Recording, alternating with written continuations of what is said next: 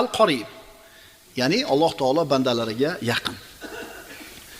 Robbimiz subhanahu va taolo marhamat qiladi: "Va idza sa'alaka ibadi anni fa inni qarib.